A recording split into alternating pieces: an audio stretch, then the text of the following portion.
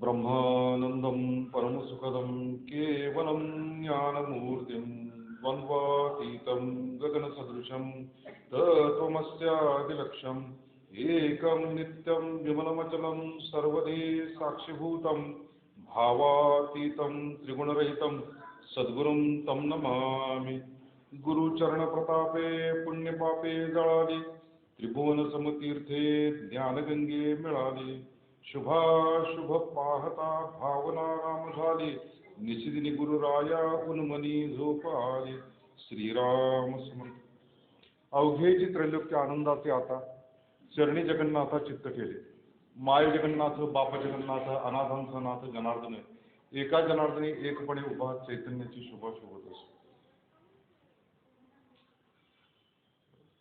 मिस्टिसिझम in Maharashtra Marathi संतांचा साक्षात्कार मार्ग या गुरुदेवांच्या ग्रंथावरती आपण काही चिंतन मनन करणार आहोत। आपल्याला माहिती की महाराष्ट्र संतांची भूमी आहे आणि गुरुदेवांचं वास्तव्य जसं महाराष्ट्रामध्ये होतं तसं ते अलाहाबाद त्या भागात उत्तरेकडे भागामध्ये होतं, कर्नाटकातही होतं आणि त्यामुळे अनेक संतांचा अभ्यास करत करत त्यांनी हिंदी संतांच्या वरती हिंदी मिस्टिसिझम त्यांनी लिहिलं। कन्नड भाषिकांचे जे काही संत होऊन गेले तर त्याच्यावरती कर्नाटका मिस्टिसिझम ते पण लिहिलं त्यांनी आणि महाराष्ट्रातलं जे संतांचं पंचायत होऊन गेलं की त्याच्यामध्ये ज्ञानदेव, तुकाराम, एकनाथ, नामदेव, रामदास आणि बाकीचे संत होऊन गेले। तर या सगळ्या संतांच्या वाङ्मयांचा एक सखोल अभ्यास त्यांनी केलेला आहे। म्हणजे ज्ञानेश्वरीचा अभ्यास जवळजवळ 6 वर्षापर्यंत करत होते। बाकीच्या सगळ्या संतांचा त्यांनी अभ्यास अगदी सूक्ष्मतेने केलेला आहे आणि त्यामुळं त्यांना जे काय भावलं ते सगळं त्यांनी या ग्रंथामध्ये लिहून काढले। कारण काय की विषय जेवढा मोठा आहे संतांच्या साहित्याचा तो सगळा अभ्यास करणे हे तसं शक्य नाही। म्हणून त्यांनी त्यातलाच अगदी महत्वाचा निवडक भाग एकत्र करून हे मिस्टिसिझम इन महाराष्ट्र हा ग्रंथ लिहिला। आता माहिती की स्वतः गुरुदेव हे डॉक्टरेट झालेले, अलाहाबाद युनिव्हर्सिटीचे व्हाईस चान्सलर आणि त्यांच्यामुळे त्यांच्या सहवासात आलेले जे काही शिष्य मित्रपरिवार सगळे जे होते ते सगळे उच्च भाषिकच होते, उच्च शिक्षितही होते आणि त्यामुळे इंग्रजीमध्ये जो ग्रंथ लिहिला तो अनेक ठिकाणी पोचू शकेल म्हणून त्यांनी इंग्रजीमध्ये त्या भाषेची निवड केलेली होती। आज योगायोग असा आहे की गुरुदेवांची तारखेनुसार पुण्यतिथी पण आहे आणि गोंदवलेकर महाराजांनी पुण्यतिथी या शब्दाचा फार सुंदर अर्थ काढलेला आहे। गोंदवलेकर महाराज म्हणाले की एखादा सत्पुरुष किंवा संत ज्यावेळी देहबुद्धीने मरून जातो तो दिवस खऱ्या अर्थाने त्याची पुण्यतिथी असते, पण तो दिवस इतरांना माहीत नसतो म्हणून ज्या दिवशी तो देह ठेवतो त्या दिवशी ती पुण्यतिथी मानली जाते। या अभंगाचा आणि गुरुदेवांच्या चरित्राचा जवळचा संबंध आहे। हा जो अभंग घेतलेला की अवघेची त्रैलोक्य आनंदाचे आता चरणी जगन्नाथा चित्त केले। ज्या दिवशी तो साक्षात्कार झालेला असेल एकनाथ महाराजांना जनार्दन स्वामींच्या कृपेने त्या दिवशी त्यांच्या अंतःकरणातून हे उद्गार बाहेर पडलेले असले पाहिजे। कारण त्यांना तो ब्रह्मबोध झालेला होता आणि तो ब्रह्मबोध झाल्यामुळं अंतःकरणाची स्थिती अशी झालेली होती की आता या जगामध्ये कोण राहिले, कोण मी एकटाच राहिलेला आहे। आपला आपण स्वयंवर तेथे कैसाला दंभ जेथे द्वैताचा आरंभ झाला की नाही तशी ही आंतरिक स्थिती त्यांना ज्या दिवशी प्राप्त झाली असेल, ज्या क्षणी प्राप्त झाली असेल त्या क्षणी त्यांच्या अंतःकरणात हे उद्गार बाहेर पडले असेल आणि तशीच अंतःकरणाची स्थिती गुरुदेवांची 1920 साली झालेली होती। 1901च्या पावन साली त्यांना अनुग्रह प्राप्त झाला. वैकुंठ चतुर्दशीच्या दिवशी लोक आणि ब्रह्मानंदे ग्रंथू शब्द ज्ञाने पारंगत आणि शिष्य प्रवृत्ती समर्थ यथोचित जो असे भाऊसाहेब उंदीकर महाराज त्यांनी त्यांना नाम दिले. आणि जवळजवळ 19 वर्षपर्यंत गुरुदेवांनी अखंड मेहनत घेतलेली आहे. आणि 1920 साली काकासाहेब काकडे ते म्हणतात, जो साक्षात्कार प्रल्हाद, नारद, ध्रुव, प्रल्हाद हे जे कोणी महान भागवत होऊन गेले, तोच साक्षात्कार मला महाराजांच्या कृपेने झालेला आहे. आता माझ्या पुरता परमार्थ सांगतो. म्हणजे 19 वर्षाचा काळ त्यामध्ये गेलेला आहे. आणि त्यावेळी देखील जी स्थिती अंतःकरणाची होती, अवघेची त्रैलोक्य आनंदाची, आता तीच स्थिती ही गुरुदेवांची पण असली पाहिजे. कारण हे दोन्ही गोष्टी एकच आहेत. आणि मोठी चळवळ जी महाराष्ट्रामध्ये झाली, की ज्याला आपण म्हणतो की ज्ञानदेवे रचला पाया, उभारले देवालय, नामातयाचा किंकर तेने केला विस्तार, जनार्दन एकनाथ ध्वज उभारला भागवत, तुका झाला असे कळस भजन करा सावकाश. आणि त्याच्या पुढे जाऊन बहिणीबाई म्हणते की बहिणी फडकवतेचे ध्वजा, म्हणजे त्या देवळाच्या वरती जे ध्वज जी फडकवते आहे ती बहिणाबाई फडकवते आहे. आणि म्हणून ज्ञानदेवांपासून ही सगळी परंपरा चालत आली, ती एकनाथ महाराजांच्या पर्यंत नाही तर पुढे पर्यंत ती चालत आलेली आहे, अलीकडच्या स्वामी स्वरूपांनापर्यंत, आपल्या स्वामीजींच्या पर्यंत. आणि त्याच्यामध्ये एकनाथ महाराजांचं जे स्थान आहे ते विशेष आहे. गुरुदेवांना एकनाथ महाराजांच्या विषयी विशेष प्रेम आहे. ज्यावेळी गोंदवलेकर महाराजांना विचारलं की तुमचा आवडता संत कुठला, तर त्यांनी, म्हणजे आपल्याला एक एक्सपेक्टेशन असतं की नामदेव ज्ञानेश्वर म्हणतील किंवा आणखी कुठला तुकाराम म्हणतील, तर ते म्हणले की नामदेव महाराज हा माझा आवडता संत आहे. त्याचं कारण त्यांनी सांगितलं की नामदेवांच्या घरातले सगळे कुटुंबीय संत होते. एवढंच नव्हे तर नामदेवांचं दासत्व करणारी जनाबाई ती देखील संत होती, म्हणून नामदेव माझा आवडता संत आहे. गुरुदेवांचे आवडते संत एकनाथ महाराज आहेत. त्याचं कारण काय होतं की एक तर म्हणजे गुरुदेव स्वतः संस्कृतचे पंडित होते असं म्हणायचे हरकत. कारण जगन्नाथ शंकर शेठ ही स्कॉलरशिप त्यांनी वयाच्या 15व्या वर्षी मिळवली. आणि त्यावेळी त्यांना जवळजवळ पंचमहाकाव्यातले हजारो श्लोक पाठ होते, म्हणजे तेवढी त्यांची प्रकट तयारी झालेली होती. आणि त्यामुळं त्यांनी असं म्हटलेलं आहे की ज्ञानदेवांचं कार्य मोठंच होतं, त्यात काही प्रश्नच नाही, पण त्यांना आयुष्य कमी लाभलेलं आहे. तुकाराम आणि नामदेव यांचं देखील कार्य मोठंच आहे, पण तुकाराम आणि नामदेव यांना वेदांताचा आणि संस्कृतचा अभ्यास तेवढा नव्हता, असं गुरुदेवांचं ऑब्झर्वेशन. आणि त्यामुळं पैठणमध्ये संस्कृत जेवढं जास्त चांगलं शिकवलं जात होतं, समजत होतं, त्या पैठणमध्ये एकनाथ महाराजांचा जन्म झाला ही पहिली गोष्ट. वेदांत त्यांनी अत्यंत सोप्या भाषेमध्ये लोकांच्या पर्यंत आणला ही दुसरी गोष्ट. आणि तिसरी गोष्ट म्हणजे जवळजवळ 66 वर्षाचं आयुष्य त्यांना लाभलेलं आहे. म्हणजे 1533 ते 1599 हा एकनाथ महाराजांचा काळ आहे. आणि तेवढं आयुष्य लाभल्यामुळं सोपा वेदांत आणि संस्कृतमधलं सगळं जे तत्वज्ञान आहे ते त्यांनी मराठीमधून आणलं, म्हणून त्याचं गुरुदेवांना विशेष कौतुक आहे. याच्याही पलीकडे जाऊन आणखीन कौतुक आहे. ते असं म्हणतात की रामदास हा अँड ज्ञानदेवा वेर अनमॅरिड, म्हणजे त्यांचं लग्न झालेलं नव्हतं, पण एकनाथ महाराजांचं लग्न झालेलं होतं, त्यांच्या पाठीमागे जो सगळा संसार होता. असं असताना देखील संसारिक कार्य सगळी पूर्ण करत त्यांनी एवढा मोठा ग्रंथ आणि हे सगळे प्रसार जो परमार्थाचा केला आहे ते लक्षणीय आहे, म्हणून त्यांना त्याचं एकनाथ महाराजांच्या वरती विशेष प्रेम. एकनाथ महाराजांची जी परंपरा आहे ती भानुदासांच्या पासून चालत आलेली आहे. आणि भानुदास हे त्यांचे पणजव. आणि केव्हाही बघा भजन ज्यावेळी केलं जातं त्यावेळी भानुदास एकनाथ, भानुदास एकनाथ, भानुदास एकनाथ असं केलं जातं. आणि भानुदासांचं एक फार मोठं स्थान संतांच्या ह्याच्यामध्ये मानलं जातं. स्वतः ज्यांनी एकनाथ महाराजांनी देखील भानुदासांच्या वरती विशेष प्रेम दाखवलेलं आहे की भानुदासांचा जो जन्म झालेला आहे तो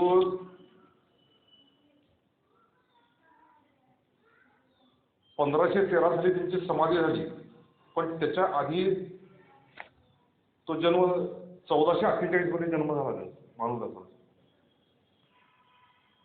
आणि वैशिष्ट्य भानुदासांचं हे आहे की काहीतरी पूर्वपुण्य असलं पाहिजे, आणि पूर्वपुण्य असल्यामुळं भानुदासांना लहान वयापासूनच फारसं काही त्यांचं शिक्षणाकडे ह्याच्याकडे काही लक्ष नव्हतं. आणि वडिलांनी 10व्या वर्षी त्यांना त्यांच्या खोडकळपणाबद्दल इतके रागावले की भानुदास घर सोडून निघून गेले. आणि ते कुठं दुसरीकडे गेलेले नाहीये, तर गावाबाहेर जे पडकं देऊळ होतं सूर्यनारायणाचं, त्या सूर्यनारायणाच्या देवळामध्ये ते जाऊन बसले. 7 दिवसपर्यंत ते त्या देवळामध्ये बसलेले होते.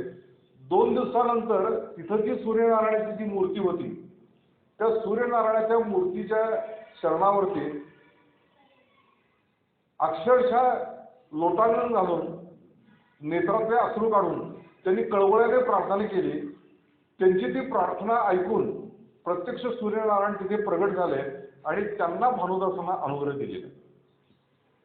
म्हणजे तेवढी मोठी गोष्ट असली पाहिजे की जेणे आकळीला भानू, त्यांनी असं एकनाथ महाराजांनी म्हटलंय की जेणे आकळीला भानू, जे प्रत्यक्ष सूर्याचं दर्शन त्यांना झालं सूर्यदेवांचं, त्यांनी त्यांना अनुग्रह दिला. आणि पुढे 7 दिवसपर्यंत त्या याच्यामध्ये त्या पाडक्या देवळात होते आणि 10व्या दिवशी ती बाहेर.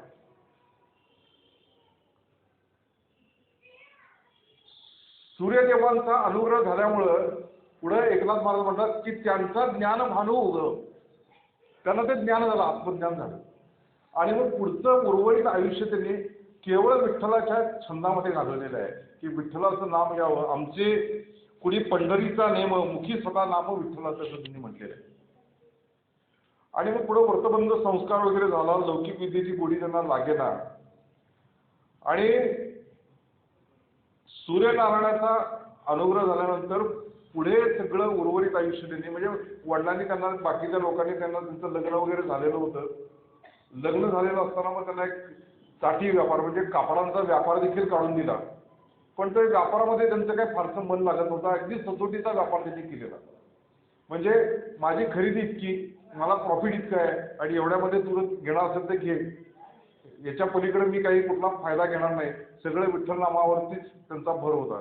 आणि त्यामुळे त्यांच्याकडे गिराईक इतकं प्रचंड वाढलेलं होतं आणि तो धंदा सुरळीत चाललेला होता. पण शेवटी एखाद्याचा व्यापार सुरळीत चाललेला असला की त्याच्या बरोबरीचे लोक हे त्यांचा द्वेष करतात, सगळ्या गोष्टी करतात आणि त्याच्यामध्ये त्यांना त्रास देण्याचा देखील बाकीच्यांनी प्रयत्न केला. पण या सगळ्या प्रकारामधून पांडुरंगाने त्यांची सुटका केलेली आहे. पण भानुदासांचं जे नाव घेतलं जातं ते त्यासाठी घेतलं जातं. गुरुदेवांचं वैशिष्ट्य हे आहे की त्यांनी प्रत्येक विचार करताना तर्कशुद्ध विचार केलेला आहे, विज्ञानाच्या दृष्टीने विचार केलेला आहे, तत्कालिक परिस्थितीनुसार विचार केलेला आहे. की ज्यावेळी पांडुरंगाची मूर्ती ही हंपीला, म्हणजे विजयनगरचा जो राजा होता कृष्णराय, तो पांडुरंगाची मूर्ती घेऊन गेला हंपीला. आणि तिथे त्यानं विजयी विठ्ठल याचं मंदिर बांधलेलं आहे. त्या मंदिरात मूर्ती नाही आहे. तर ती मूर्ती घेऊन गेल्यानंतर जे काही वारकरी आले त्यांनी बघितलं की या ठिकाणी पांडुरंग नाही आहे. आणि मग पांडुरंग नाही आहे तर ती जबाबदारी कोणावरती सोपवावी. तर भानुदास म्हणाले की मी पांडुरंगाला घेऊन येतो, मी पांडुरंगाला घेऊन येतो, काही काळजी करू नका, तोपर्यंत तुम्ही या ठिकाणीच भजन करत राहा. आणि मग ते स्वतः हंपीला गेले. आता गुरुदेवांनी काय म्हटलेलं आहे की त्या काळामध्ये मुसलमानांची आक्रमणं होत असली पाहिजेत. आणि त्यामुळं कसं असतं की कथेकरी बऱ्याच अर्थानं रंजक गोष्टी लिहितात की कृष्णराज तिथे आला, त्याला पांडुरंग आवडला, मग त्यानं तो घेऊन गेला, अशा गोष्टी सांगू शकतात. पण गुरुदेवांनी असं लिहिलेलं आहे की परकीयांची आक्रमणं होत होती, मुसलमानांच्या हातून ती मूर्ती फुटण्याची शक्यता होती. म्हणून माझा असा तर्क आहे, म्हणजे गुरुदेवांचा असा तर्क आहे की त्यानं ते मूर्ती तिकडे घेऊन गेला असला पाहिजे. आणि तिथे पण षोडोपचार त्याची जी काही पूजा होती पांडुरंगाची ते त्यांनी चालू ठेवलेली होती. पूजा त्यांनी केली, पण इथे पांडुरंग नाही म्हणून वारकरी नाराज झालेले होते आणि भानुदास तिकडे गेले. आणि मग भानुदासांच्या त्या आत्यंतिक भजनामुळे ज्या ठिकाणी पांडुरंगाचं जे स्थान होतं ते सगळं बंदिस्त होतं. पण भानुदास हे भक्त आलेले म्हणून आपोआप दरवाजे उघडले गेले. प्रत्यक्ष आजपर्यंत देवळापर्यंत गेले. विठ्ठल त्यांना प्रत्यक्ष दिसायला लागला आणि विठ्ठलानं त्यांना आपल्या गळ्यातली जो काही हार होता, गळ्यातला हार, तो त्यांच्या गळ्यामध्ये घातला, अशी कथा सांगितली जाते. त्या गळाबरोबर जो नवरत्नांचा हार होता, त्या हाराबरोबर तो नवरत्नांचा हार देखील भानुदासांच्या गळ्यामध्ये आला. भानुदास प्रेमाने मत्त होऊन विठ्ठल नाम घेतायत आणि गावामध्ये फिरतायत आणि सकाळी पुजाऱ्याला लक्षात आलं की नवरत्नांचा हार नाहीये त्या ठिकाणी. आणि मग हा चोरीला कुठे गेला, कारण दरवाजे तर सगळे बंद होते, कुलूप तर लावलेलं होतं. आणि मग असं सांगितलं जातं की रस्त्यामध्ये हे सापडले भानुदास. आणि मग राजाला अत्यंत राग आला आणि त्याने सांगितलं की यांना सुळावरती द्या. आणि मग सुळावरती घेऊन जाताना जे काही सूळ होता त्याला पालवी फुटली. आणि मग लक्षात आलं की भानुदास हे काही सामान्य ग्रस्त नाही, तर ते प्रत्यक्ष भक्त आहेत पांडुरंगाचे आणि ते पांडुरंगाला नेण्यासाठी आलेले आहेत. हे सांगितल्यानंतर कृष्णरायानं त्यांना पांडुरंगाची मूर्ती दिली. कधीकधी लोक असं सांगतात की त्यांनी पांडुरंगाला विनंती केली की आता तू लहान हो, आणि ती मूर्ती एवढीशी लहान झाली आणि मग ती सामळीमध्ये त्यांनी ठेवली आणि ते पंढरीला आले. मग पुन्हा पांडुरंगाला विनंती केली की तू आता मोठा हो. मग त्याने ती परत मूर्ती मोठी झाली. आता जे गोष्टी रंजक आहेत त्याच्यामध्ये काय सायंटिफिक बेस असा काय नाहीये त्याच्यामध्ये, कारण हा भावाचा विषय असल्यामुळं बरेच वेळा अशा अलौकिक घटनांचा विचार कथेकरांनी केलेला असतो, पौराणिक बुवांनी केलेला असतो. पण त्याच्यामध्ये जाण्याचं काही कारण नाही. पण मुख्य मुद्दा हा होता की यांनी ती मूर्ती आणली म्हणून भानुदासांचं नाव प्रचंड प्रमाणात झालं. की भानुदास एकदम म्हणजे एका रात्रीत फेमस होतात माणसं, तशी एका रात्रीमध्ये ते फेमस झाले की सगळीकडे भानुदासांचं नाव झालं. आणि भानुदासांच्या त्या कुळामध्ये पुढं चक्रवाणी,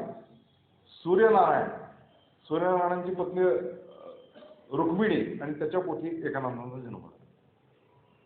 म्हणजे ही परंपरा कशी चालत आलेली आहे, मला नेहमी असं वाटतं की पूर्वपुण्य असल्याशिवाय एकनाथ महाराज हे जन्माला आलेच असं नाही. पण पूर्वपुण्य आहेत म्हणून तर ते आनंद जन्मांतरी ते पुण्य जोडे म्हणून हा परमार्थ घडे, मुख्य परमात्मा आतोडे अनुभव असेल.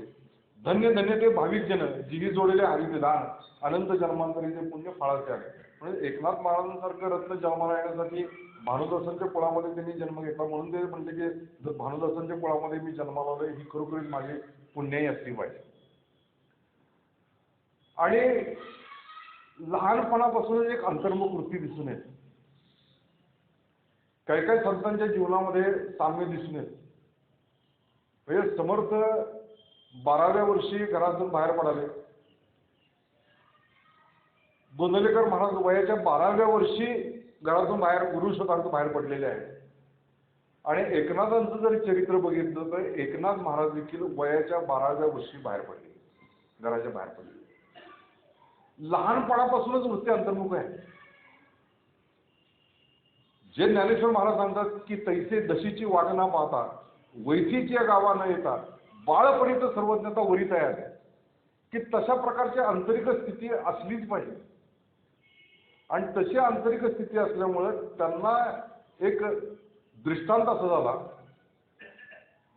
चरित्रामध्ये असं म्हटलं की त्यांना आकाशवाणी झाली किंवा देववाणी झाली. पण आमचे गुरुदेव म्हणतात की त्यांना दृष्टांत असा झाला की देवगडावरती म्हणजे देवगिरीकडे औरंगाबादला तिथे जनार्दन स्वामी आहेत आणि त्यांच्याकडे तू जाऊन अनुग्रह घे असं त्यांना सांगण्यात आलं. असा दृष्टांत त्यांना झाला. आणि तो दृष्टांत झाल्याबरोबर घरी काहीही न सांगता ते बाहेर पडलेले आणि मजल दळमळ करत ते जनार्दन स्वामींच्याकडे आलेले आहेत. जनार्दन स्वामींचे दर्शन घेण्यासाठी अनेक लोक उभे होते आणि त्याच्यामध्ये हा 12 वर्षाचा मुलगा उभा आहे. आणि जनार्दन स्वामींनी विचारलं की बाळा तू कोण रे? तर त्याच्यावरती खरोखरीच एकनाथ महाराजांनी असं उत्तर दिलेलं आहे की मी कोण हे कळण्यासाठी तर मी तुमच्याकडे आलेलो आहे. वयाच्या 12 वर्षी मुलगा सांगतो. काय अद्भुत गोष्ट असली पाहिजे की 12 वर्ष ते म्हणतात की मी कोण हे कळण्यासाठी तुमच्याकडे आलेलो आहे. आणि मग 12 ते 18 हा 6 वर्षाचा जो काळ जो आहे तो त्यांनी पूर्णपणे गुरुसेवेमध्ये घातलेला आहे. आधी अध्यात्म श्रवण, मग सद्गुरू पादसेवन, ह्याप्रमाणे त्यांनी बरोबर 6 वर्षाचा जो काळ आहे 12 ते 18 त्या 6 वर्षाचा काळ हा गुरुसेवेमध्ये घातलेला आहे. मला आश्चर्य वाटतं की 12 वर्षाच्या मुलाला गुरुसेवा करावी आणि अशा पद्धतीने करावी हे कुणी शिकवलेलं असेल. त्यांनी स्वतः म्हणलेलं की गुरु माता, गुरु पिता, गुरु आमची कुळदेवता, थोर पडता साकडे गुरु रक्षी मागे पुढे, काया वाचा मन गुरुचरणीचं अर्पण, एका जनार्दनी शरण गुरु एक जनार्दन. म्हणजे सद्गुरूला सर्वस्व वाहणं की काया वाचा मन गुरुचरणीचं अर्पण असं त्यांनी केलं दिसतं. म्हणजे सद्गुरू उठायच्या आधीच उठलेले आहे. रामकृष्णांच्या चरित्रामध्ये असं दिसून येतं की पहाटे 3 वाजता रामकृष्ण उठत आणि ज्यावेळी हे राखाल, नरेंद्र, पूर्ण हे सगळी माणसं तिथे त्यांच्याबरोबर झोपायला असायचे, तर हे पहाटे 3 वाजता त्यांना उठवत, कार्य लेखानं इथे झोपायला आलेला असता, उठा आणि नामस्मरणाला बसा, ध्यानाला बसा वगैरे असं सांगायचे. पण इथे परिस्थिती अशी उलटी दिसून येते की एकनाथ महाराजच स्वतः सद्गुरू उठायच्या आधी उठलेले असायचे आणि मग त्यांच्या आंघोळीचं पाणी काढणं, त्यांच्या धोत्राचे निराकरण ठेवणं, त्यांच्या पूजेची तयारी करून ठेवणं, हे सगळ्या गोष्टी ते करतायत. आणि त्याच्यानंतर एकनाथ जनार्दन स्वामी जे काही पुराण सांगतायत किंवा जे काही त्यांच्याकडून मुखातून जे काही आपलं सद्ग्रंथांचं जे काही निरूपण वगैरे चाललेलं आहे ते शांतपणे ऐकतात. त्याचं चिंतन मनन त्यांचं चाललेलं आहे, अगदी अंतर्मुख वृत्तीने चाललेलं आहे. आणि या सगळ्यामध्ये एक प्रसंग फार सुंदर झालेला दिसून येतो त्यांच्या जीवनामध्ये. आणि तो प्रसंग असा आहे की जनार्दन स्वामी ध्यानावस्थेमध्ये बसलेले आहेत आणि राजवाड्यातून निरोप येतो की परकीय चक्र आले. आणि यावेळी एकनाथ महाराज थोडेसे मोठे झालेले आहेत, म्हणजे जवळजवळ 17 वर्षापर्यंत त्यांचं वय झालेलं आहे. त्यांनी एका क्षणाचाही विचार केलेला नाहीये. आणि जनार्दन स्वामींची जी काही युद्धाची वस्त्र होती, चिलखत असेल जे काही वस्त्र होते, ते सर्वच्या सर्व वस्त्र त्यांनी परिधान केलेली आहे, सद्गुरूंचं स्मरण केलेलं आहे आणि त्या सगळ्या सैन्याला घेऊन त्या सैन्यावरती तुटून पडलेले आहेत आणि त्याच्यामध्ये त्यांचा जय संपादन झालेला आहे. हे सगळं होईपर्यंत जनार्दन स्वामींना काहीही माहीत नाही. आणि त्याच्यानंतर ती सगळी वस्त्र त्यांनी उतरून पुन्हा इदम न मम किंवा मी केलं हा कुठलाही भाव न ठेवता शांतपणे उभे. आम्ही असं सुद्धा काय केलं असतं मला नेहमी वाटतं की 50 जणांच्या पर्यंत वार्ता, म्हणजे मला नेहमी आज गंमत काय वाटते की पेशंट ज्यावेळी येतो त्यावेळी काय डॉक्टर हे दुखायला आलंय ते दुखायला आलंय, पहिली गोष्ट काय आठवडाभर झाली जिम सुरू केलेली आहे. म्हणजे ह्यांनी जिम सुरू केलेली आहे ती गावाला सगळ्याला माहिती होती. आम्ही जर ज्ञानेश्वरी वाचन सुरू केलं की लगेच गल्लीला सगळ्यांचं ज्ञानेश्वरी वाचन सुरू झालेलं. पण इथे एकनाथ महाराजांनी काय केलंय की कुठल्याही प्रकारे काही कल्पना दिलेली नाहीये, पण सद्गुरूंना सगळं कळत असतं आणि त्यामुळे त्यांना ते कळलं की एकनाथांना असं केलेलं आहे. हे सगळं होत असताना आणखी एक गोष्टीची गरज वाटते ती म्हणजे एकाग्रता. ठाईची बैसुनी कराय एकचित्त, आवडी अनंत आळवावा. तर एकाग्रता ही साधली गेली पाहिजे. म्हणून त्यांनी एकनाथ महाराजांना एक हिशोब दिलेला होता आणि याच्यामध्ये छोटीशी चूक काहीतरी झालेली आहे, ती तेवढी चूक तू जरा बघून टाक असं सांगितलं त्यांना. आणि अक्षरशः एकनाथ महाराजांनी तो संपूर्ण रात्रदयामध्ये घालून आणि 1-1.5ची जी काही चूक होती ती त्यांनी शोधून काढलेली आहे. आणि त्यांचं मन एकाग्र झालेलं बघितल्यानंतर अक्षरशः जनार्दन स्वामींना अतिशय आनंद झाला.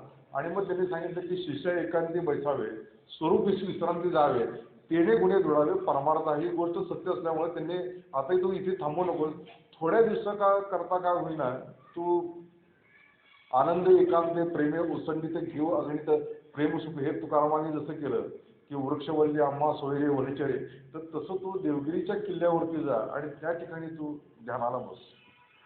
आणि मग ती काही ध्यानाची जी काही प्रोसेस असेल ती सगळी त्यांना सांगितलेली असली पाहिजे. अर्थात त्यांचं ऑलरेडी एकनाथ स्वामींचं ज्ञानेश्वरीचं आणि सगळ्या गोष्टीचं अध्ययन झालेलंच होतं. त्यामुळे त्यांना असं बसायचं असतं आणि इकडे लक्ष ठेवायचं असतं असं सांगण्याची काही गरज लागलेलीच नव्हती. आणि त्यामुळं देवगिरीच्या किल्ल्यावरती ते गेले आणि देवगिरीच्या किल्ल्यावरती गेल्यानंतर एक मुळात म्हणजे काय की एकांत आहे. दुसरी गोष्ट ही गोष्ट आपण 16व्या शतकामध्ये बघतो आहोत की 16व्या शतकामध्ये सकाळी उठल्याबरोबर म्हणजे 4-5 वाजता वाजल्यापासून म्हणजे हायवेवरती गाड्या होत आहेत. त्याच्यानंतर 6 वाजता आकाशवाणी चांगली चालू झालेली आहे. असला काही डिस्टर्बन्स किंवा शेजारी काय दुधाच्या वाट काय आपला डिस्टर्बन्स असण्याचं काही कारणच नव्हतं. आणि त्यामुळे त्या शांत स्थितीमध्ये त्यांचं मन लगेचच लागायला लागलं. गुरुमध्याच्या ठिकाणी त्यांचं सोहम त्यांचा तो जप व्यवस्थित चालू झाला आणि नामस्मरणही त्यांचं सगळं चालू झालं. आणि एक दिवस त्यांची ती अशी गाढ प्रगाढ समाधी लागली आणि त्या समाधी अवस्थेमध्ये आणखीन एक गोष्ट घडून आली. तर त्यांच्या अंगाला एक नागसाप पूर्णपणे वेटाळे घालून त्यांच्या मस्तकावरती आपला फडा धरून बसलेला होता. आणि ही गोष्ट त्या देवगिरी किल्ल्यावरती येणाऱ्या एका गवळ्यानं बघितली आणि बघितल्याबरोबर त्यानं जोरात किंकाळी फोडली. एकनाथ स्वामींनी उघडलं ते डोळे. ते म्हटलं की बघा म्हणलं तुमच्या डोक्यावरती तो सर्प बसलेला आहे. आणि त्यांनी ते सर्पानं बंधून ते काढून टाकलं, तो निघून गेला. पण पुढे अनेक दिवसपर्यंत तो गवळी त्यांना तिथे येऊन तो दूध पुरवत होता. त्याच्यानंतर एक दिवस जनार्दन स्वामी आले आणि त्यांनी लक्षात घेतलं की याची प्रगती भरपूर झालेली आहे. भरपूर म्हणजे काय की चित्त परतोनी पाठीमध्ये ठाके आणि आपण या ते आपण देखत केवळ ओळखे तत्व हे मी ते ओळखीचे सरीसे सुखाची या साम्राज्य बैसे आपण ते समरसे विरूनच आहे. जया परते आणिक नाही जया ते इंद्रिय निर्णिती कही ते आपणची आपल्या ठाई कोणी ठाके. अशा प्रकारची अत्यंतिक स्थिती म्हणजे सुखम अत्यंतिकम यद बुद्धिग्राह्यम अतींद्रियम अशी त्यांची आंतरिक स्थिती झालेली त्यांना दिसून येते. आणि मग तिसरी ती पायी गुरुकृपा, तर त्यांच्यावरती ती गुरुकृपा त्यांनी केली. याच अवधीमध्ये असं झालेलं होतं की जनार्दन स्वामींचा जो अनुग्रह होता तो नृसिंह सरस्वती महाराजांचा होता. जनार्दन स्वामींनी जे आपल्या औदुंबरचे किंवा वाडीचे नृसिंह सरस्वती जे महाराज होता की त्यांचा अनुग्रह त्यांना झालेला होता. आणि त्यामुळं नित्य दत्ताचं दर्शन त्यांना व्हायचं. एवढंच नव्हे तर नित्य दत्ताची भेटी देखील व्हायची. याच देवगिरीच्या किल्ल्यावरती जनार्दन स्वामींना भेटण्यासाठी मलंग रूपाने दत्त आलेले आहे. आणि एकनाथांना त्यांनी सांगितलं की आमच्यासाठी पाक सिद्ध करून ये. आणि पाक सिद्ध त्यांनी केला. त्याच्यानंतर त्यांनी दोघांनी ते जेवले आणि ते त्या ताटामध्येच त्यांनी हात धुतले. आणि मग जनार्दन स्वामी म्हणाले की हे पाणी टाकून येतं. त्यांनी म्हटलं की हे पाणी टाकायचं कशाला. त्यांनी पिऊनच टाकलं. त्यांना ती ब्रह्मानंद स्थिती प्राप्त झाली. आणि मग हे कोण असं एकनाथ महाराजांनी विचारल्यानंतर हे प्रत्यक्ष दत्त महाराज आहेत. आणि त्या देवगिरीच्या किल्ल्यावरती एकनाथ महाराजांना दत्ताचं प्रत्यक्ष दर्शन जनार्दन स्वामींनी झालं. ही 6 वर्षातली ती गोष्ट आहे. संपूर्ण 6 वर्षावर. आणि मग सद्गुरूंची आज्ञा झाली की आता तुझं कार्य झालेलं आहे. आता तू तीर्थयात्रा कर आणि पैठणला तुझ्या घरी जा आणि त्या ठिकाणी पुन्हा तो संसार उभा करायला काही हरकत काही नाही. आणि मग एकनाथ महाराज परत पैठणमध्ये आले आणि ज्या ठिकाणी त्यांना आज्ञा झाली सद्गुरूंची त्या ठिकाणी ते थांबले. त्या ठिकाणीच पुढे मग वाडा वगैरे सगळं त्याने उभा केला. पण ज्या ठिकाणी सद्गुरूंची आज्ञा झाली तिथेच थांबले. आणि मग तिथं तो परमार्थाचा जो काही पुढचा जो हे होता की आपण यथेष्ट जेवणे उरले ते अन्न वाटणे अन्न वाया दवडणे हा धर्म नव्हे. तैसे ज्ञाने स्वय तृप्त व्हावे तेच ज्ञान लोकांशी सांगावे करतेनं बुडणे जावे बुडते असे. तर तसं त्यांनी ते आपलं जीवन पुढचं व्यतीत करायला सुरुवात केली. आणि खरोखरीच एकनाथ महाराज मूळ नक्षत्री जन्माला आले असल्यामुळे लहानपणी त्यांचे आई वडील गेलेले होते. आणि मग सगळा सांभाळ जो आहे तो चक्रपाणी त्यांचे आजोबा आणि त्यांच्या पत्नी यांनीच केलेला होता. आणि मग नातू हा इतक्या वर्षानंतर भेटलेला आहे आणि घर सोडून गेलेला होता. तर त्यांना देखील अतिशय आनंद झाला. आणि मग आता नातवाचे 2चे 4 केले पाहिजे म्हणजे 4 हात केले पाहिजेत. आणि परमभाग्य असं होतं की एकनाथ महाराजांना अनुकूल अशी पत्नी गिरजाबाई जे विजापूरच्या होत्या, तर त्यांच्याशी त्यांचं लग्न झालं. लग्न झाल्यानंतर यथावकाश त्यांना 3 मुलं झालेली आहेत. म्हणजे गंगा, त्याच्यानंतर जी लीला नावाची मुलगी झालेली आहे, हरिपंडित, ही 3 मुलं झाली. गंगा आता तिकडे विजापूरला कुठेतरी दिलेली होती आणि लीला ही गावातच गेली. तिचे मिस्टरांचं नाव विश्वंभर होतं, विश्वंभर, आणि हरिपंडित हा त्यांचा मुलगा होता. आणि हे सगळं जे काही चिंतन आणि मनन केलेलं होतं इतक्या वर्षात, त्यामध्ये ज्ञानेश्वरीचं चिंतन त्यांचं जबरदस्त झालेलं होतं.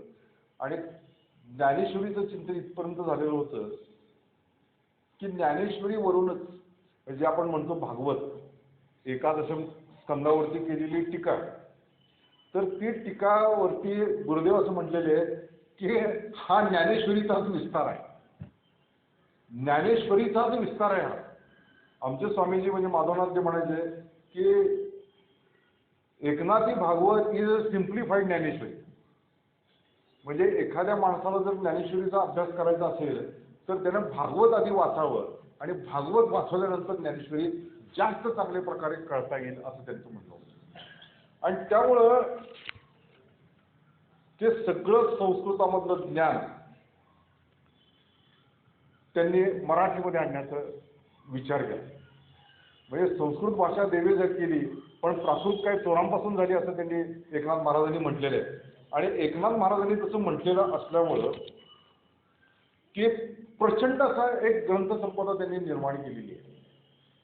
ते असं म्हणतात की चतुश्लोकी भागवत हे 1000 ओव्या आहेत त्याच्यामध्ये. नाथ भागवताच्या 20,000 ओव्या आहेत. रुक्मिणी स्वयंवर 1600 ओव्यांचं आहे. अध्यात्म नाव रामायण 40,000 ओव्या आहेत त्याच्यामध्ये. चिरंजीव पद 42 ओव्यांचं आहे. अभंग भारुडे गवळणी जवळजवळ 5,000 इथपर्यंत हे संख्या आहे. एवढं प्रचंड वाङ्मय एकनाथ महाराजांनी निर्माण केलेलं आहे आपल्या संपूर्ण आयुष्यामध्ये. हे केवढं मोठं कार्य त्यांनी केलेलं असलं पाहिजे. आणि हे सगळं कार्य केल्यामुळं त्यांना भागवतामधून सगळ्या गोष्टी, म्हणजे चतुश्लोकी भागवत तर त्यांनी सांगितलेलंच आहे, पण मूळ भागवतामध्ये एकादशम स्कंदामध्ये टीका करताना त्यांनी इतक्या गोष्टी, म्हणजे ज्या ज्या गोष्टी ज्ञानेश्वरीमध्ये आलेल्या आहेत, म्हणजे त्रिगुणांबद्दल त्यांनी बोललेले आहे, तपाबद्दल बोललेले आहे, दैवी गुण संपत्तीबद्दल बोललेले आहे, गुरूंच्या बद्दल बोललेले आहेत, किंवा आपण किती गुरु केले ते पण सांगितलेले आहे. या सगळ्या गोष्टींचा वरती एवढा प्रचंड उहापोह केलेला आहे की ते मूळ ग्रंथ वाचणं श्रेष्ठ. रोज थोडं थोडं का वेळा भागवताचा अभ्यास करत राहिले तरी देखील पुष्कळ गोष्ट होणार. गुरुदेवांना आणखी त्यांचं कौतुक, म्हणजे जसं ते मराठीमधून ग्रंथ निर्मिती केली याचं कौतुक आहे, पण त्याच्या साधुत्वाच्या ज्या गोष्टी ज्या आहेत त्याच्याबद्दल देखील त्यांना विलक्षण आदर वाटतो. की परमार्थी माणूस आहे आणि साधुत्वाला पोचलेला आहे, तर त्याची शांती, त्याचं धीर, त्याचं समाजामधलं वागणं कसं असलं पाहिजे हे एकनाथ महाराजांनी दाखवून दिले असं म्हटलं. जनार्दन स्वामींचे 3 शिष्य होऊन गेले, म्हणजे एका जनार्दन, हरी जनार्दन आणि जनी जनार्दन, हे 3 शिष्य होऊन गेले. तर जनी जनार्दन आपल्याला हे माहिती आहे की आरती ज्ञान राजा, तर त्याच्यामध्ये जे शेवटचं जे म्हटलेलं आहे की जनार्दना पाय टकची ठेवली, तर जनी जनार्दन हा त्यांचा जनार्दन स्वामींचा शिष्यच होऊन गेला. पण एकनाथ महाराज हे त्याच्यापैकी श्रेष्ठ शिष्य होऊन गेले. आणि त्याच्यामुळं एकनाथ महाराजांनी भागवतावरती प्रचंड टीका तर केलीच केली. त्याच्यामध्ये दुसरी गोष्ट की ज्ञानेश्वरांचा त्यांचा तो जवळचा संबंध. ज्ञानदेवाचा एका म्हटलेला आहे की एका घटनेमुळं, म्हणजे की एकनाथ महाराजांचा घसा अत्यंत सुजलेला होता आणि त्याच्यावरती त्या काळामधल्या वैद्यांनी अनेक उपचार केले, पण तो घसा काही बरा होत नव्हता. आणि बरा होत नव्हता म्हटल्यानंतर त्यांना रात्री असा दृष्टांत झाला की अजारो वृक्षाची मुळीनं माझ्या गळ्याभोवती फास घातलेला आहे आणि या करता तो आळंदीला ये, आळंदीला येऊन हा जो फास जो घातलेला आहे तो सोडव मला, आणि म्हणजे तुझा जो घशाचा जो दुखणं जे आहे ते बरं होईल. असा दृष्टांत झाल्यानंतर हे लोक सगळे, म्हणजे काही वारकऱ्यांना घेऊन ते आळंदीला गेले आणि बाकीच्याला तिथे थांबून त्यांनी ती समाधी शोधून काढली. त्याच्यानंतर तो अजानक वृक्ष बघितला, समाधीचं दार उघडून ते आतमध्ये गेले आणि रात्रपर्यंत तिथे राहिलेले आहेत. त्यांना प्रत्यक्ष ज्ञानेश्वर महाराजांचं दर्शन झालं. ती मुली काय अडकलेली होती. ते चरित्रकारांनी असं म्हटलं की मुलीचं निमित्त करून त्यांना बोलवून घेतलं आणि ज्ञानेश्वर महाराजांची प्रत्यक्ष भेट झाल्यामुळं ज्ञानेश्वरीचं जे काही तत्वज्ञान म्हणजे पुढे जे काही जो पाठभेद राहिलेला होता, जी अशुद्धता राहिलेली होती, ती सगळी दूर करून तू पुन्हा तो शुद्ध लोकांच्या पर्यंत आण अशी आज्ञा ज्ञानेश्वर महाराजांनी केली. म्हणून ज्ञानदेवाचा एकाच म्हटलेलं. ही मूळ गोष्ट आहे. पण बरेच कथेकरी पुराणिक गोवा काहीतरी वेगळीच गोष्ट सांगतो. ते असं म्हणतात की ज्ञानदेवांनी ज्यावेळी माधुकरी मागायच्या निमित्तानं ते गावामध्ये फिरत होते, ते एका घरामध्ये ते गेले आणि त्या ठिकाणी एक पंचपक्वानांचा सुगंध बाहेर आला आणि तो बाहेर आल्यानंतर ज्ञानदेव असं म्हणाले की धन्य गृहस्थाश्रम. आणि मग पुढच्या जन्मी त्यांनी एकनाथ महाराजांचा अवतार घेतला आणि आपली गृहस्थाश्रमाची इच्छा पूर्ण करून घेतली. म्हणजे असली काहीतरी कथा सांगितली जाते. आणि नेमकी हीच कथा PhD करणाऱ्या एका विद्यार्थ्यानं सोनोपंत दांडेकर त्याचे PhDचे अभ्यासक होते, म्हणजे हे होते, शिक्षक होते. आणि त्यांनी ते बघितलं त्यांचा प्रबंध आणि त्याच्यामध्ये ती कथा वाचल्याबरोबर इतके मामासाहेब इतके रागवले. ते म्हणाले तुम्हाला हे पुराण सांगायचं की कथा सांगायची की PhDचा प्रबंध करायचा आहे. असल्या भाकड कथा इथे लिहू नका म्हणजे. या PhDचा प्रबंध असल्या भाकड कथा लिहू नका. कधीतरी लोक सांगत असतील. पण एकनाथ महाराजांनी ज्ञानेश्वरांचं जे कार्य केलं ते कार्य कुठलं होतं तर ते कार्य ज्ञानेश्वरी प्रतिशुद्ध करण्याचं कार्य. म्हणून ज्ञानेश्वरीची प्रति त्यांनी ती जे काही पाठ त्यातले अशुद्ध होते ते पाठ सगळे केले. त्याच्यानंतर मनामध्ये एक सूक्ष्म असा विचार आला की आपण काहीतरी याच्यामध्ये काही बदल करावेत का. Just it was a thought. बघा थॉट आहे ते. आणि मग ते घराच्या बाहेर पडले तर त्या मशिदीच्या तिथे एक नुरानी बाबा म्हणून तो होता आणि तो चांगल्या भरजरी शैलीला ठिगळं घालून होता. आणि ह्यांना ते आश्चर्य वाटलं ना की एवढी भरजरी शाल आहे आणि हा सत्पुरुष त्याला ठिगळं का लावतोय. तर त्याच्यावरती ते म्हणले तुम्ही ठिगळं का लावताय. तर मी असं ऐकलेलं आहे की ज्ञानेश्वरी शुद्ध करता करता तू काहीतरी मध्ये तुझ्या ओव्या घालण्याचा विचार करतोस. तर तसं तू करू नको. जे आहे ते त्या पद्धतीने.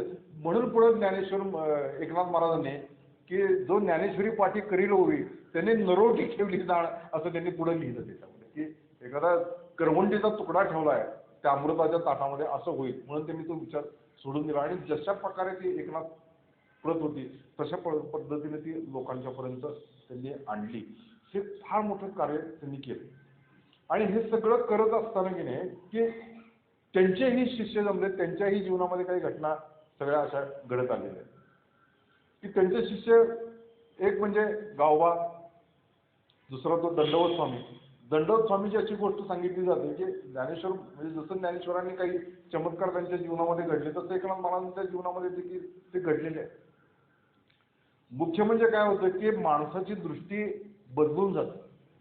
ते बदलून जाते म्हणजे काय की सर्वभूती भगवत भाव हेची भक्ती हेचे ज्ञान असं होऊन जातं. आणि त्यामुळे एकनाथ महाराजांना अपपर भाव असा कुठला राहिलाच नाही.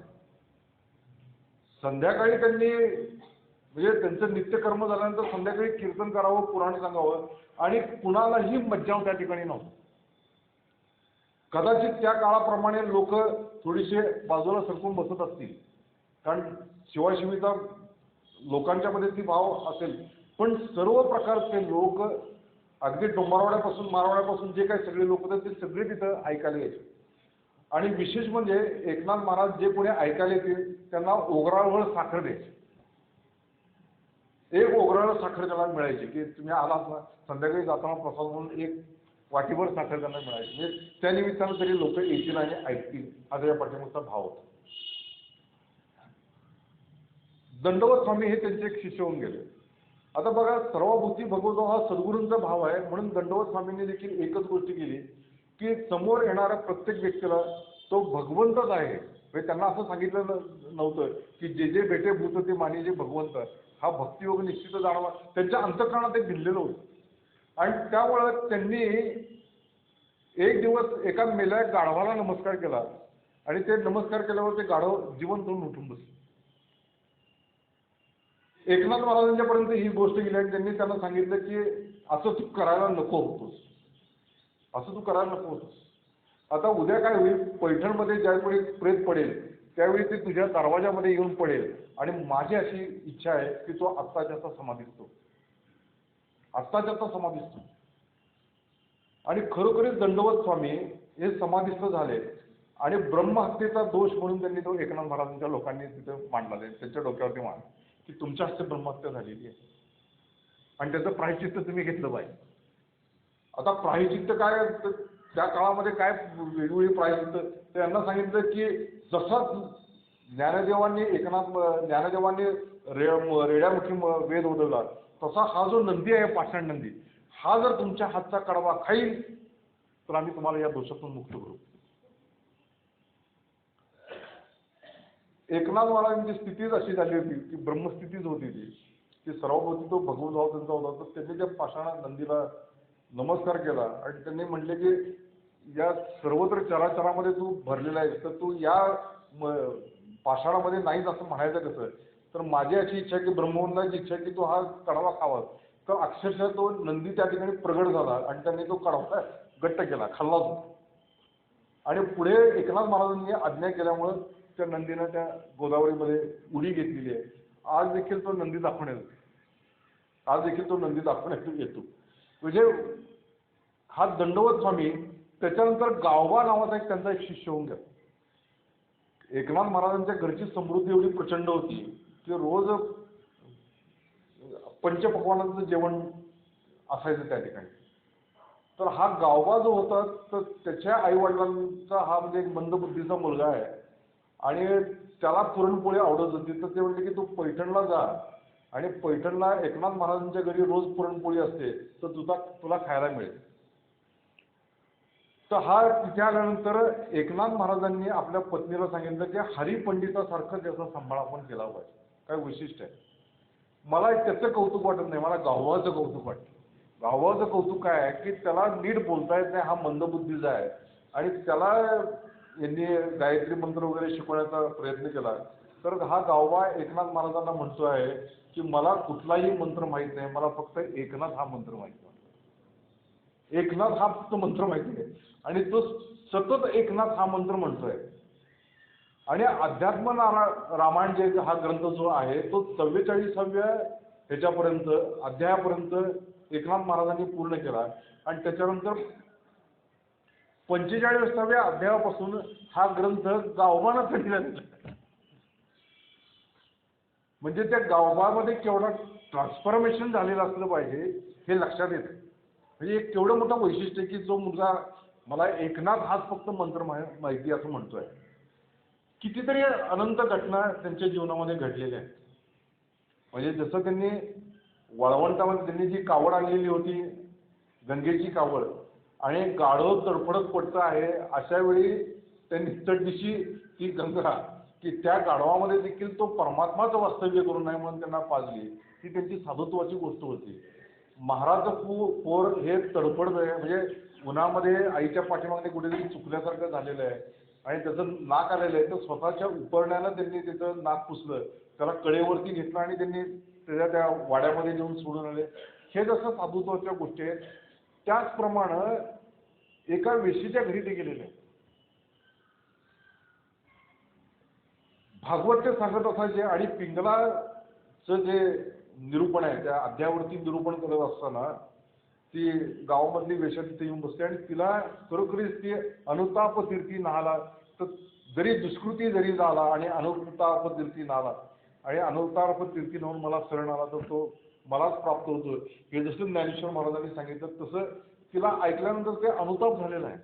आणि ज्ञानेश्वर एकनाथ महाराज हे स्नान करून त्याच्याबरोबर उद्धव होतात, स्नान करून आल्यानंतर त्या माडीच्या ठिकाणी तिथे ते उभी होती आणि एकनाथ महाराजांना त्यांनी तिला विनंती केली की आपण माझ्या माडीवरती घ्याल का। वय ही गोष्ट अलौकिकच आहे की सगळ्या जगाला माहिती असतं की ही बाई चांगली नाहीये. आणि एकनाथ महाराज म्हणजे जे शांती ब्रह्म आहेत ते म्हणतात काही बोलत नाहीत, स्नान करून आलेले आहेत आणि वरती येतात. तर त्या ठिकाणी चौरंग मांडून ठेवलेला होता, रांगोळ्या घातलेल्या होत्या आणि त्या बाईच्या म्हणजे त्या मुखावरती अष्टसात्विक भाव आलेले. चौरंगावरती ते बसले, त्यांची पूजा केली आणि अक्षरशः त्यांनी त्या वेशाला देखील अनुग्रह दिले एकनाथ महाराज. उद्धव म्हणते की जाऊ नका, अहो जाऊ नका, पण ते म्हणतात की उद्धवाचं ते ऐकत नाही. याचं कारणच आहे की आम्ही न देखो अवगुणा पापी पवित्र शाणा अवघी तुझी रूपे देवा मग भक्ती सभेत ताड नेणे पाषाण धातू वाढ. म्हणजे हे जे म्हणतात की जे तुकाराम महाराज म्हणतात की आम्ही न देखो अवगुणा पापी पवित्र शाणा अवघी तुझी रूपे देवा बंधू भावे करू ठेव. की सगळीकडे तूच भरून राहिलेला नसलेला आहे, तर त्या ह्याच्यामध्ये तू का नाही आहेस. आणि खरोखरीच रामकृष्णांच्या चरित्रामध्ये अशी एक घटना दिसून येते की दक्षिणेश्वरी रमणी नावाची वेश्या आलेली होती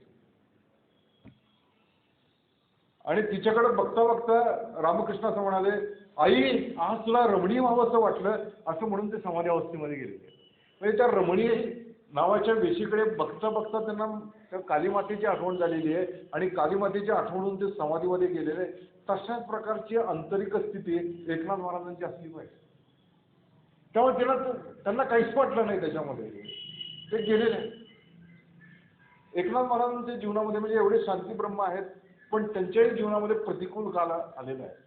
म्हणजे काय की आपले वडील हे संस्कृतज्ञ असताना देखील मराठीमध्ये बोलतायत. ऍक्च्युली काय की माझा मराठीचा बोल कौतुके अमृतातही पैदा जिंके ऐसी अक्षरे रसिके मेळवीन हे त्यांच्या अंतःकरणावरती ज्ञानेश्वर महाराजांचं अगदी ठसलेलं असल्यामुळं लोकांना पर्यंत ते जर तत्वज्ञान घेऊन जायचं असेल तर त्यांच्या बोलीभाषेमध्ये सांगितलं पाहिजे हे मनामध्ये आहेच. म्हणून ते मराठीतून सगळी प्रवचन कीर्तन करत होते. पण हरिपंडिताला ते आवडत नाही. हरिपंडित म्हणतो की ही गोष्ट तुम्ही संस्कृतामध्ये सांगितली पाहिजे, म्हणून त्यांचा तो विरोध करून तो घरातून निघून गेलेला आहे. 4 वर्षापर्यंत तो काशीमध्ये राहिलेला.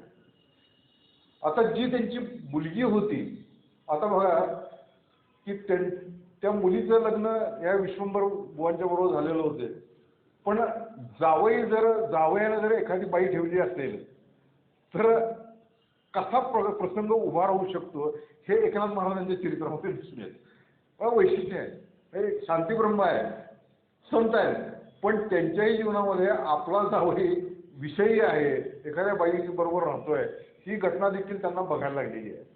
आणि मग या घटनेचं सोडवायचं कसं, तर लीला येऊन ती म्हणजे त्यांची मुलगी येऊन सांगते की बघा काय करायचं.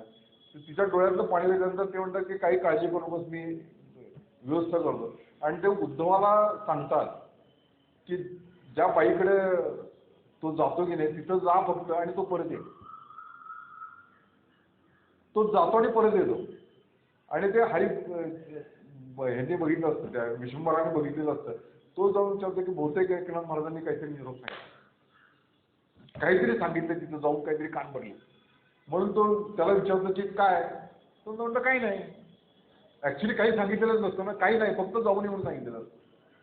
आणि मग तो सासऱ्याने विचारले होतो की काय नाही काय, म्हणजे तो म्हणतो काय नाही. तुम्ही काय सांगितलं, ते म्हणलं काही नाही. तर म्हटलं याच्या प्रश्नाचं जर उत्तर तुम्हाला पाहिजे असेल तर मी सांगतो त्याप्रमाणे करा, मी तुम्हाला समजेल तुम्हाला काय सांगितलं ते. आणि मग त्यांना ते अक्षरशः साधनेला बसवतो आपल्या जावयांना. एकनाथ महाराज साधनेला बसवतात आणि या ठिकाणी लक्ष द्या. आणि लक्ष दिल्यानंतर 7व्या दिवशी काय परमभाग्य असलं होतं त्या व्यक्तीचं देखील की त्याचा विषय सगळे सुटून गेले. आणि 7व्या दिवशी एकनाथ महाराजांनी त्यांना विचारलं की काय, तर ते स्वतः म्हणाले की काही नाही, काही नाही. त्यांना ते ज्ञान झालं. आणि कसं पुढं भाग्य उजळतं बघा. या लीला विश्वंभराच्या पोटी मुक्तेश्वर हा एकनाथ महाराजांचा नातू हा जगदविख्यात संत झाला. जगदविख्यात संत झाला की एवढं प्रचंड 1 लक्षपर्यंत त्यांची संहिता आहे मुक्तेश्वरानं दिली. म्हणजे त्यांच्याही जीवनामध्ये अशा प्रकारचे प्रसंग निर्माण झाले की जावई असा आहे की हरिपंडित घरातून निघून गेलेला आहे आणि जवळजवळ 4 वर्ष तो घरातून नाही आहे आणि मग त्याची समजूत काढण्यासाठी एकनाथ महाराज तिकडे ह्याला काशीला गेले आणि मग त्यानं सांगितलं की मी यायला तयार आहे पण तुम्ही मराठीमधून कुठलीही प्रवचन कीर्तन वगैरे काही करायचे नाही आहेत. ते म्हटले ठीक आहे मी आपलं प्रेक्षकामध्ये बसतो तूच प्रवचन कीर्तन करत राहा आणि मग तो संस्कृतातून वगैरे करायला लागतो. तर त्याच्या लक्षात येतं की जी गर्दी आपल्या वडिलांच्या वेळी जमत होती ती आपल्या गर्दी जमलेली नाही फक्त शालजोडीच दिसत आहेत. आणि मग हा अभिमान घालवण्यासाठी हा जो गर्व होता हा अभिमान होता तो घालवण्यासाठी एक चमत्कृतीपूर्ण घटना घडलेली आहे. ती घटना काय आहे की एका बाईनं नवस केलेला होता की मी सहस्त्र ब्राह्मणांना जेवायला घालेन आणि पुढे आर्थिक परिस्थिती राहिली नसल्यामुळं तिने कुणाला तरी जाऊन विचारलं की काय करावं. तर म्हटलं की एका ब्रह्मनिष्ठ माणसाला जर जेवायला घातलंस तर तुझा सहस्त्र जो भोजनाचा जो हे आहे तो सुटून जाईल प्रश्न सुटून जाईल तो नवसही फिटून जाईल. आणि मग ते एकनाथ महाराजांना विनंती करते. एकनाथ महाराजांना म्हणतात की बरं झालं. ते म्हणतात की हरिपंडित माझा घरी येईल तुझ्या घरी येईल तो स्वयंपाक करेल आणि तोच मला जेवायला वाढेल. हरिपंडिताला सांगितलं की तू कुठल्याही परिस्थितीमध्ये त्या बाईला पत्रावळी उचलायला सांगू नकोस तूच पत्रावळी उचलायची. आणि मग एकनाथ महाराज जेवून उठले. हरिपंडित पत्रावळी उचलायला गेला की एक पत्रावळी उचलली की दुसरी दिसायची दुसरी दिसली की तिसरी दिसायची अशा 1000 पत्रावळी हरिपंडितांना काढले. आणि मग त्याच्या लक्षात आलं की त्या बाईला आनंद झाला पण हरिपंडिताचा जो गर्व होता अभिमान होता तो सगळा नाही झाला. त्याला लक्षात आलं की आपले वडील ही काही सामान्य गोष्ट नाही. ही काही सामान्य गोष्ट नाही. ते खरोखरीच ब्रह्मनिष्ठ आहेत साक्षात संत आहेत साक्षात परमेश्वरच आहे. ही गोष्ट त्यांच्या लक्षात आली. म्हणजे ह्या सगळ्या घटना त्या जीवनक्रमामध्ये घडलेल्या आहेत त्यांच्या 66 वर्षाच्या आयुष्यामध्ये. आणि मग सगळ्या गोष्टी म्हणजे जे काही त्यांनी अध्यात्म रामायण लिहिलं त्याच्यानंतर भागवत सांगितलं ह्या सगळ्या गोष्टींचा एक परामर्श गुरुदेवांनी आपल्या ग्रंथामध्ये घेतलेला आहे. कारण 20,000 ओव्यांचा परामर्श घेणे शक्य नाही. It is not possible. पण त्यातल्या थोड्या थोड्या ओव्यांचा विचार बंधमधनं गुरुदेवांनी केलेला आहे. आणि याच्या सगळ्यामध्ये एकनाथ महाराजांचं जे वैशिष्ट्य होतं की सगळा भर जो आहे तो वैराग्यावरती आहे की वैराग्याशिवाय ज्ञान होणे शक्यच नाही. जसं ज्ञानेश्वर मला म्हणतात की जे विवेकाची भाषा नेणती वैराग्याची शिवने देखील ते मूर्ख केवी पावती मध्ये ईश्वरात आहे. की ईश्वराला जर प्राप्त जर व्हायचं असेल तर विवेक आणि वैराग्य तुझ्यामध्ये अत्यंत महत्वाचं आहे. आणि महत्वाचं असल्यामुळं एक सर्वाभूती भगवतभाव त्यांच्या ठिकाणी आलेला होता आणि सगळीकडे बघण्याची दृष्टी पण त्यांची ती झालेली होती. सर्वांपर्यंत ते तत्वज्ञान पोचवावं असं वाटत होतं. एवढंच नव्हे तर जे एकनाथ महाराजांच्या काळामध्ये जे काही मुसलमान वगैरे लोक होते तर त्यांच्याकडे बघण्याची दृष्टी किंवा त्यांच्या देवाकडे बघण्याची दृष्टी देखील तीच होती. त्यांच्या जीवनामध्ये ती एक घटना सांगितली जाते की जो एक यवन त्यांचा एक द्वेष करत होता आणि तो एकनाथ महाराज आले की थुंकायचा त्यांच्या अंगावर आणि तो परत त्यांना गोदावरीचं स्नान करायला ते काही न बोलता म्हणजे त्यांची शांती किती होती त्याच्यामध्ये. तर हा कैक वेळा चुकल्यानंतर देखील ते पुन्हा पुन्हा स्नान करतायत आणि मग तो इतका लज्जित झाला आणि लज्जित झाल्यानंतर त्याने त्यांची क्षमा मागितली. ते म्हटलं की ते म्हणलं माझी क्षमा मागण्याचं काही कारण काही नाहीये आणि तुझ्या कृपेमुळे मला अनेक वेळा गंगास्नान घडलं. मग तो म्हणाला की आमच्या धर्मामध्ये अशा प्रकारे 4 वेळा प्रार्थना केलेली जाते आमचा अल्लाह त्या मस्जिदमध्ये उभा आहे वगैरे वगैरे.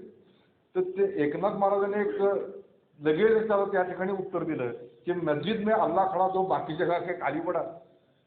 चारों वक्त है नमाज का तो बाकी वक्त क्या चोरों का. एका जनार्दन का बंदा चारों ओर खुदा ही खुदा की सगळीकडे खुदाच भरून राहिलेला आहे आणि खऱ्या अर्थाने मी तो बंदा असल्यामुळे मला सर्वत्र तो दिसतोय. म्हणजे दृष्टीमध्ये बदल कसा झालेला आहे हा दिसून येतो. साधकांच्यासाठी म्हणजे मूळ भागवत तर वाचलंच पाहिजे, अध्यात्म रामायण बघितलं पाहिजे. गुरुदेवांनी अध्यात्म रामायण आणि तुलसी रामायणाची देखील एक हे केलेली आहे, कंपॅरिझन केलेलं आहे. तर त्यांचं असं म्हणणं होतं की अध्यात्म रामायणामध्ये सगळ्यात जास्त परमार्थ दडलेला आहे, पण तुलसी रामायणामध्ये काव्याच्या भराऱ्या भरपूर आहेत असं गुरुदेवांचं म्हणणं होतं. म्हणजे काव्याच्या भराऱ्या आहेत त्याच्यामध्ये, पण खरं जर अध्यात्म बघायचं झालं तर त्याच्यामध्ये हे आहे. अनुभवांचा जर विचार केला तर एकनाथ महाराजांचा जो अनुभव जे आहेत पारमार्थिक, ते पण उच्च प्रतीचे होते असं गुरुदेवांचं म्हणणं आहे. ते अनेक उच्च प्रतीचे अनुभव त्यांना त्याच्यामध्ये आलेले आहेत. म्हणजे शेषाचा अनुभव असेल, अनेक गोष्टींचा तो अनुभव त्यांना आलेला होता. आणि भारुड म्हणा, त्यातलं चिरंजीव पद हे त्यांचं एक अतिशय सुंदर काव्य आहे. म्हणजे 42 ओव्यांचंच आहे ते, आणि 42 ओव्यांचं ते पद असलं छोटासा ग्रंथ आहे. आणि माझं परमभाग्य आहे की चिरंजीव पदावरती मी 3 ठिकाणी जवळजवळ 21 प्रवचन केली. एकट्या चिरंजीव 7-7 दिवसांच्या 3 मालिका मी चिरंजीव पदावरती केलेलं होतं. एकनाथांचा हरिपाठावरती, म्हणजे संपूर्ण हरिपाठामध्ये जे काही सगळे जे अभंग आहेत त्या अभंगावरती माझं एक पुस्तक मी म्हणजे ग्रंथ एक प्रकाशित केलेलंच आहे. पण या सगळ्यामध्ये हे सगळं जे लाभलं एकनाथ महाराजांना, त्याच्या पाठीमागे त्यांची गुरूंच्या प्रती असलेलं प्रेम आणि श्रद्धा. त्यामुळे गुरुदेवांचं भाऊसाहेब महाराजांच्या वरती इतकं प्रचंड प्रेम होतं. म्हणजे ज्यावेळी त्यांना विचारलं पवार बेलसरींनी की तुमचं सद्गुरूंच्या वरती खूप प्रेम आहे, तर त्याच्यावरती गुरुदेवांनी असं म्हटलेलं होतं की जे प्रेम ज्ञानदेवांनी निवृत्तीनाथांच्या वरती केलं किंवा कल्याण स्वामींनी रामदासांच्या वरती केलं, त्या प्रेमाच्या प्रसंगाला माझं प्रेम पूर्ण आहे असं त्यांनी विनयानं म्हटलेलं होतं. पण वास्तविक पाहता भाऊसाहेब महाराज गेल्यानंतर जवळजवळ 12 वर्षपर्यंत रात्री झोपल्यानंतर त्यांच्या डोळ्यातून सद्गुरूंची आठवण होऊन अश्रुपात व्हायचा, आणि सकाळी बघितल्यानंतर ती उशी अश्रूंनी भिजलेली असायची. एवढं अलौकिक प्रेम केलेलं. दुसरी गोष्ट, स्वप्नामध्ये भाऊसाहेब महाराज आले आणि त्यांनी सांगितलं की भागवत वाचा, तर त्यांनी खरोखरीच ते भागवत वाचून काढलं. आणि त्यांना पुढे जाऊन सांगितलं की तुम्ही स्वप्नात आला होता आणि मला भागवत वाचायला सांगितलं, मी तसं ते भागवत वाचलेलं आहे. म्हणजे एवढं एक अलौकिक साम्य आणि एवढं जीवन त्यांचं जुळलेलं होतं. तसं एकनाथ महाराजांचं आणि जनार्दन स्वामींचं जुळलेलं होतं. म्हणून ते जे गुरुप्रेम आहे ते गुरुदेवांना अतिशय भावलेलं होतं. म्हणून त्यांनी म्हटलं की he has coupled his name with his गुरु. म्हणून सगळीकडे एका जनार्दनी असं त्याचं जे येतं की नाही, त्यामुळे ते त्यांना अतिशय गुरुदेवांना भावलेलं होतं की he has coupled his name with सद्गुरू. आणि ते त्यांना जास्त विशेषत्वानं भावलेलं होतं. त्यातले काही ज्या ओव्या आहेत एकनाथी भागवतातल्या, तर त्या थोड्या आपल्या जस्ट की जसं ते गुरुदेवांनी अनेक ओव्यांचा परामर्श घेतलेला आहे, तशा काही ओव्यांचा विचार आपण करूया की आहार निद्रा भय मैथुन सर्व योनीची समसमान मनुष्य देहीचं ज्ञान अधिक जाण सर्वच. नरदेह परम पावन पावनी न साधी ब्रह्मज्ञान तो लांडा गर्भ जाण पुच्छविण दुपाई. देखुनी मनुष्य देहासी सुख झाले भगवंतासी अधिकार ब्रह्मज्ञानासी येणे देहीची मत प्राप्ती. पावनिया मनुष्यपणा जो न साधी ब्रह्मज्ञाना तो दाढीचा मेंढा जाणार विषया चरणात विचेल. मनुष्य देहीचे ज्ञाने सच्चिदानंद पदवी घेणे एवढा अधिकार नारायण कृपा ओढून. म्हणजे नरदेह स्तवन जसं समर्थांनी केलेलं आहे, धन्य धन्य हा नरदेह, तसं हे स्तवन त्यांनी या ठिकाणी केलं. या नरदेहाचे संबंध बहुत पावले उत्तम पदे जे समर्थ म्हणतात तेच मनुष्य देहाचे ज्ञाने सच्चिदानंद पदवी घेणे एवढा अधिकार नारायण मनुष्य देही, एवढा अधिकार त्यांनी दिलेला आहे. म्हणजे ह्या सगळ्या गोष्टी इतक्या सुंदर सुंदर पद्धतीने मांडलेल्या आहेत की त्या आपण बधून वाचल्या पाहिजे, पूर्ण वाचल्या पाहिजे. शिष्यांच्याकडे बघताना देखील एकनाथ महाराजांची दृष्टी ही ब्रह्मासारखीच दृष्टी होती. शिष्यापासून सेवा घेणे हे स्वप्नी न स्मरे म्हणे, शिष्याची सवे करणे पूज्यते पाहे निजी शिष्या. म्हणजे आपल्या शिष्याकडे देखील पूज्य बुद्धीनेच ते बघतात. जसं समर्थ म्हणतात की आमची प्रतिज्ञा आहे ती काही न मागावे शिष्याचे, आमच्या मागे जगदीशाची भजत जावे, आपण अवचित भरून जावे, मग भजन कोणी करावे या कारणाने भजनाचं लावे बहुत लोक. तसं हे कार्य त्यांनी पुढं पुढं याच्यापर्यंत नेलेलं आहे. एकांत साधल्याशिवाय परमार्थ होणं शक्य नाही हे मुद्दाम सांगितले आहे त्यांनी. मुख्य साधाव्या परमार्थ अवश्य पाहिजे का शुचिता, शुचित्वा वाचने तत्वता न लाभे होता सर्व. एवढंच नव्हे तर वैराग्य म्हणा अभ्यास घडे, तेच विशेष चोर उठती गाडे, कामाचा घाला पडे बुद्धर पुढे निज ज्ञान, असं त्यांनी म्हटलं.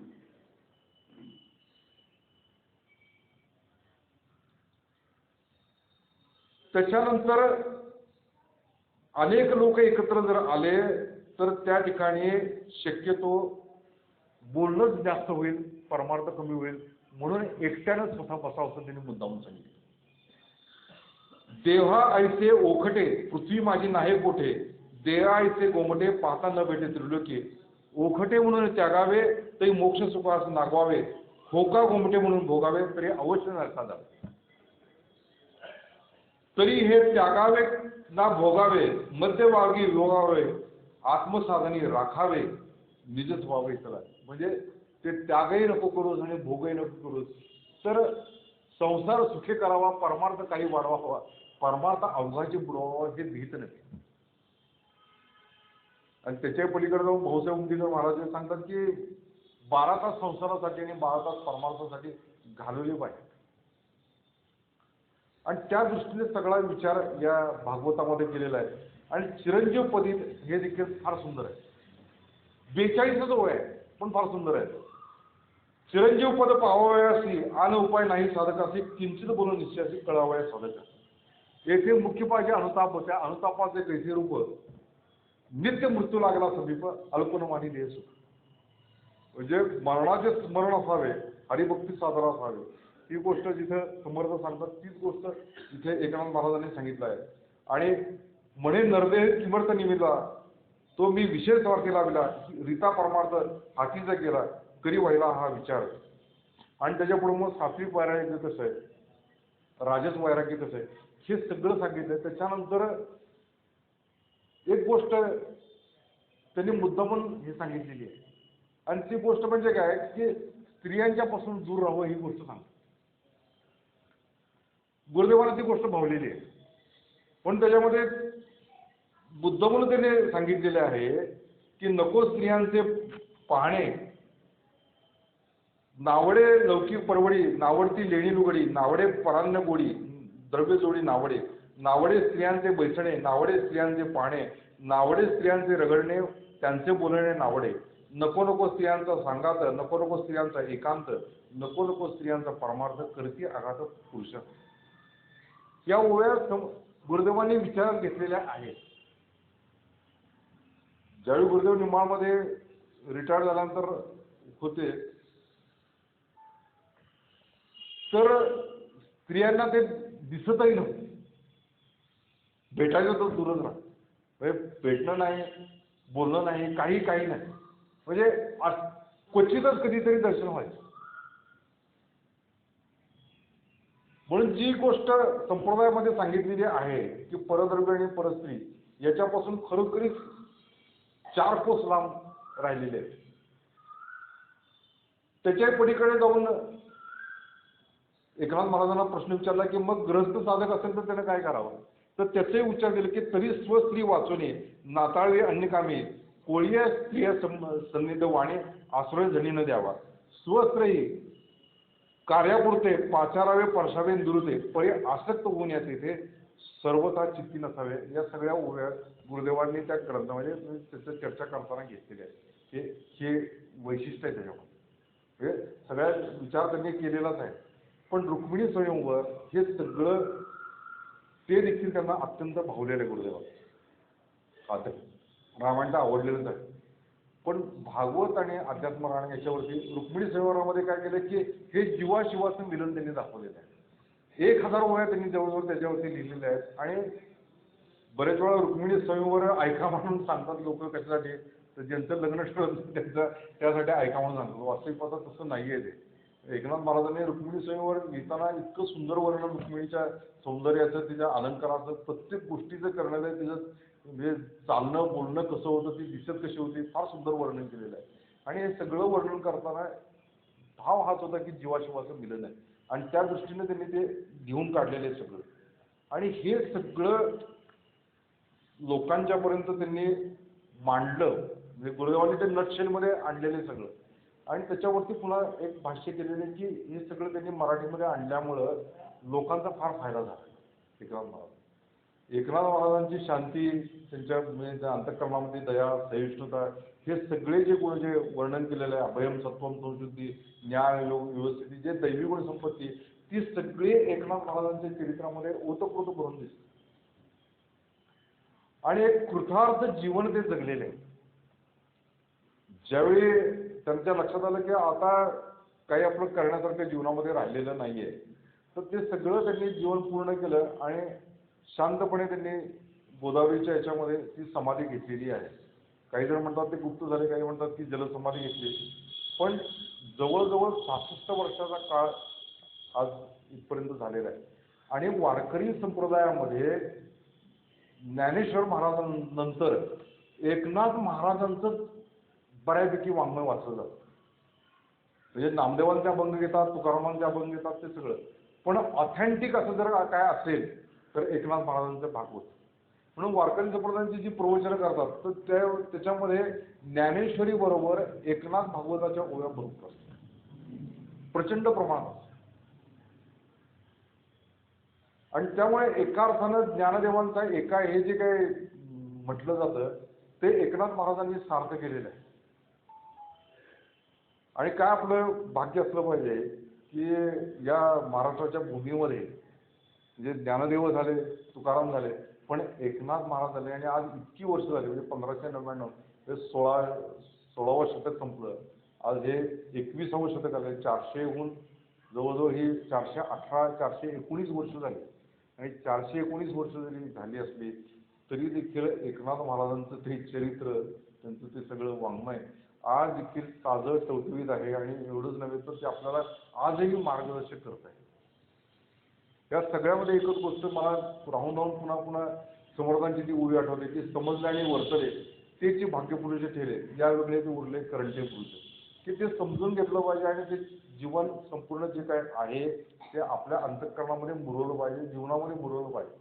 ते जर जीवनात मुरवलं नाही ना तर त्याचा काही उपयोग होत नाही. Just it is a entertainment होऊन जाते की हो आम्ही एखादी भागवत वाचलंय, आम्ही हे वाचलंय, आम्ही ते वाचलंय, हो बस. आणि आपलं आहे तिथं चालूच माणूस ठेवू शकतो. पण तसं होऊ नये हा गुरुदेवांचा विचार आहे. आज गुरुदेवांना आनंद का होत असेल की त्यांचे आवडते ज्ञानेश्वर महाराज, ज्ञानेश्वर महाराजांचे आवडते एकनाथ महाराज, आणि त्यांचं आपण गुरुदेवांच्या विचार म्हणजे त्यांना आनंद होतोय. पण गुरुदेव हे चैतन्य रूपाने आज या ठिकाणी आपल्या जवळ उभेच आहेत. आणि माझ्या स्मृती दिनाच्या निमित्तानं, माझ्या पुण्यतिथीच्या निमित्तानं मीच लिहिलेल्या ग्रंथावरती काही चिंतन म्हणून काही साधक करतात, याचा आनंद सद्गुरूंना निश्चितपणे होतोच. आणि तो आनंद त्यांना झालेला असलाच पाहिजे. पण या निमित्तानं आपण हे एकनाथ महाराजांचं जे चरित्र आणि तत्वज्ञानाचा थोडासा विचार केलेला आहे. एक तासाच्या प्रवचनामध्ये खरं बघितलं तर मी एका ओळीवरती 1 तास माणूस बोलू शकतो. एका अभंगावरती 2-2, 3-3 दिवस देखील बोलणारे लोक आहेत. पंढरपूरला एक अभंग 1 महिनाभर चालवणारे लोक असतात. तेवढं बोलत असतात ते. पण थोडक्यामध्ये आपण तो विचार केलेला आहे आणि तो विचार आपण अंतःकरणामध्ये घेऊया. आणि तो अनुताप आपल्या अंतःकरणामध्ये होऊन जाऊ दे की जेणेकरून आपली जी काही वाटचाल आहे परमार्थाची ती द्रुतगतीनं व्हावी. आणि तशा प्रकारची बुद्धी ज्ञानदेवानी एकनाथांनी आम्हाला द्यावीशी तुमच्या चरणी प्रार्थना करून ते वाकुष्क त्याच्या चरणी अर्पण करू. हरि ओम तत्सत. राजाधिराज सद्गुरुनाथ महाराज की जय.